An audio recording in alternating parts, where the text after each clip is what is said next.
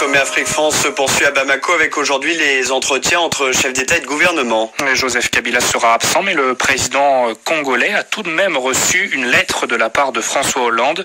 Le président français l'a félicité pour la signature de l'accord politique du 31 décembre en RDC, accord qui prévoit notamment des élections organisées avant la fin de l'année 2017.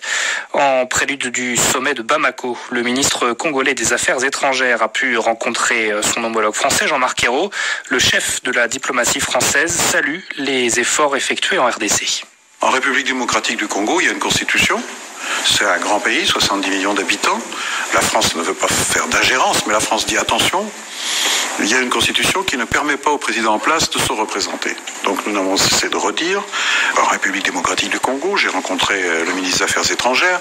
Nous l'avons dit au Conseil de sécurité, nous l'avons dit avec l'Union africaine, il faut respecter la Constitution. Et à la fin de l'année, le 31 décembre, grâce à l'effort constant de la conférence des évêques de la RDC, un accord est intervenu. Et qui permet clairement de dire que le président ne se représentera pas, qu'une date limite est fixée pour le renouvellement de son mandat et qu'en attendant, un gouvernement va être formé avec un Premier ministre issu de l'opposition.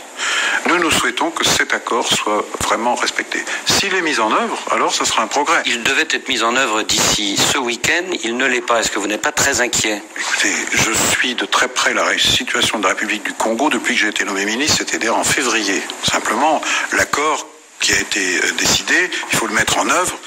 Ça a pris du retard, c'est vrai, mais j'ai bon espoir qu'il soit respecté. En tout cas, s'il n'est pas respecté, vous trouverez toujours la France pour rappeler les principes.